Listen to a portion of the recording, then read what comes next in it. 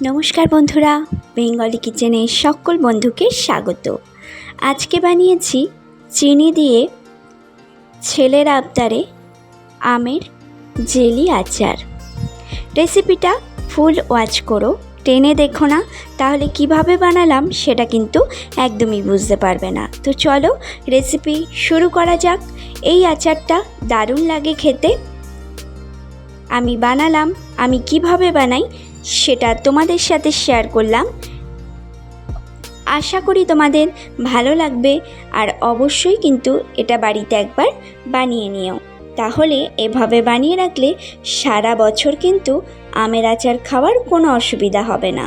তো দেখো, এবার আমি শুরু করব। তো চলো রেসিপিটা দেখে নেওয়া যাক। এখানে আমি কাঁচা আম 3টে নিয়েছি।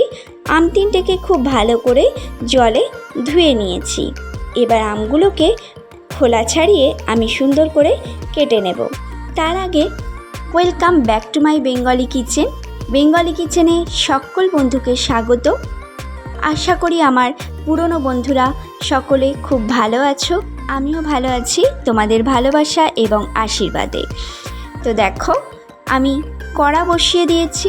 কড়ার মধ্যে একটা ভাজা মশলা বানাবো। তার জন্য এখানে 1 চামচের মতো নিয়েছি 5 ফোড়ন, নিয়েছি 1/2 চামচ গোটা জিরে। এটাকে শুকনো খোলায় কিছুক্ষণ একটু নেড়ে চেড়ে ভেজে নেব। খুব লাল করে ভাজবে না, খুব লাল করে ভাজলে কিন্তু আবার মশলাটা পুড়ে গেলে আচারটা খেতে ভালো লাগবে না। তো তার জন্যে একটু নেড়ে চেড়ে যখনই মশলাটা একটু লালচে হয়ে যাবে, তখনই এর মধ্যে 1/2 চামচের মতো দিয়ে দেব আমি মৌরি। মৌরিটা কিছুক্ষণ পরেই দিতে হবে। মৌরিটা কিছুক্ষণ পরেই দিতে হবে, তাহলে মৌরির ফ্লেভারটা কিন্তু খুব সুন্দরভাবে আচারের মধ্যে অ্যাড হবে। আর মৌরিটা যেহেতু অল্প ভাজবো, সেহেতু কিন্তু মৌরিটা একটু গোটা গোটা থাকবে, তাহলে আচারটা খেতে আরও ভালো লাগবে। তো দেখো, ভাজা হয়ে গেছে। আমি এটাকে নামিয়ে সুন্দর করে একটু গুঁড়ো করে নেব। তো দেখো, কড়ার মধ্যে সাদা তেল দিয়ে দিয়েছি, তারপরে দিচ্ছি গোটা মৌরি। মৌরিটাকে দিয়ে আমি কিছুক্ষণ একটু ভেজে নিয়ে এর মধ্যে আমটাকে অ্যাড করব। আমটাকে দিয়েও খুব সুন্দর করে ভেজে নিতে হবে। আমার নতুন বন্ধু যারা চ্যানেলে আসছো তাদেরকে বারবার করে রিকোয়েস্ট করছি, প্লিজ লাইকটা দিয়ে ফুল ভিডিও ওয়াচ করো। অবশ্যই কিন্তু সাবস্ক্রাইব করে পাশে থাকা বেল বাটনটা প্লিজ প্রেস করে যেও, তাহলে যখনই কোনো নতুন রেসিপি শেয়ার করব সেটা সবার আগে তোমাদের কাছে পৌঁছে যাবে। আমার সকল বন্ধুদের উদ্দেশ্যেই বলছি, আমি ইদানিং রেসিপি দিতে পারছি না কিছু সমস্যার জন্য। তো তোমরাও রেসিপি দেখছো না,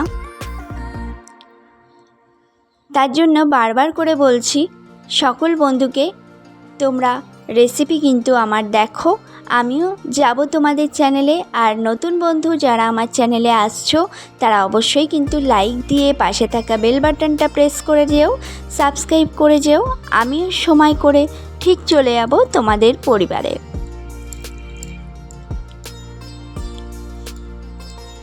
তোমাদের একটা ছোট্ট লাইক, তোমাদের একটা ছোট্ট সাবস্ক্রাইব আমার কাছে আশীর্বাদ তুল্য।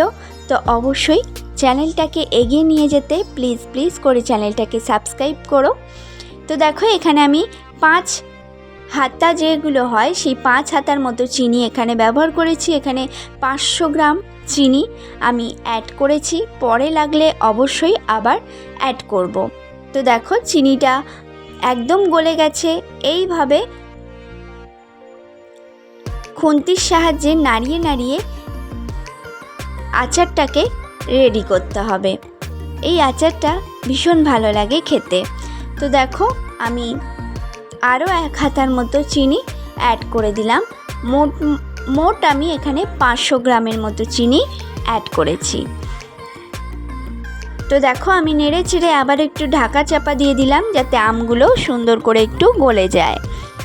তো দেখো, চিনিটা একদম গলে গেছে। অবশ্যই বাড়িতে একদিন ট্রাই করো। এইভাবে বানিয়ে রাখলে সারা বছর কিন্তু আমের আচার আমরা সকলেই খেতে পারি। ঘরে বানানো আচার কিনতে তো পাওয়াই যায়, কিন্তু কেনা আচারের মধ্যে একটা গন্ধ চলে আসে, যার জন্য ভালো লাগে না। তো এইভাবে যদি আমরা বাড়িতে বানিয়ে নিই তাহলে কিন্তু ভীষণই ভালো লাগে খেতে। তো দেখো, এই যে মৌরি, গোটা জিরে আর 5 ফোড়ন যে গুঁড়ো করে রেখেছিলাম, তার থেকে 1 চামচের মতো আমি এখন অ্যাড করলাম। তাহলে আমগুলোর মধ্যেও কিন্তু এই গুঁড়ো মশলাটা খুব ভালোভাবে অ্যাবজর্ব করবে। আর যেটা আছে সেটা অবশ্যই লাস্টে আমি ব্যবহার করব। তো দেখো, এইভাবেই আচারটাকে বানিয়ে নিতে হবে। আজকের রেসিপি কেমন লাগলো অবশ্যই কমেন্টে গিয়ে জানাতে ভুলো না। অবশ্যই কমেন্ট করো বন্ধুরা। আর প্লিজ ভিডিওটাকে টেনে টেনে দেখো না। টেনে টেনে দেখলে কিন্তু তোমাদের চ্যানেলেরও যেমন ক্ষতি তেমন আমার চ্যানেলেরও ক্ষতি। তো বারবার করে বলছি, টেনে দেখো না। তো দেখো, আমগুলো কিন্তু গলে গেছে। এবার আরও একটু ঢাকা চাপা দিয়ে রান্না করে নিলেই কিন্তু চিনির রসটাও অনেকটা মরে যাবে আর আমগুলো আরও সফট হয়ে যাবে। তো দেখো, আমি আচারটাকে নামিয়ে কিছুটা ঠান্ডা করেছি, পুরোটা কিন্তু এখনও ঠান্ডা হয়নি। তোমরা যদি বেশি পরিমাণে আচারটাকে বানাতে চাও তাহলে অবশ্যই কিন্তু লাস্টে এর মধ্যে একটু ভিনিগার অ্যাড করো, তাহলে কিন্তু অনেক দিন এই আচারটাকে রেখে খেতে পারবে। যেহেতু আমি অল্পই ব্যবহার করেছি, এটা বেশি দিন যাবে না, তার জন্য তার আগেই ফুরিয়ে যাবে, তার জন্য আমি এখানে আর ভিনিগারটা কিন্তু অ্যাড করিনি। তোমরা চাইলে এর মধ্যে অনেকটা পরিমাণ বানিয়ে ভিনিগার অ্যাড করে এটাকে একদম ঠান্ডা করে নিয়ে তারপর কোনো কন্টেনারে ভরে এটা সারা বছর রেখে খেতে পারবে। তো দেখো, এবার আমি এর মধ্যে আরও যে গুঁড়ো মশলাটা ছিল সেটাকে অ্যাড করে দেব। দেখো, এই টাইমে গুঁড়ো মশলাটা অ্যাড করে আবারও একটু খুন্তির সাহায্যে নেড়ে চেড়ে নিয়ে এটাকে ঠান্ডা করে নিতে হবে। আর এরকম কন্টেনারে ভরে কিন্তু রেখে দিতে হবে। খুব সুন্দর লাগে এই আচারটা খেতে। কেমন লাগলো অবশ্যই জানাতে ভুলো না। দেখা হবে নতুন কোনো রেসিপিতে। সকলে সুস্থ থেকো, ভালো থেকো। অনেক ধন্যবাদ।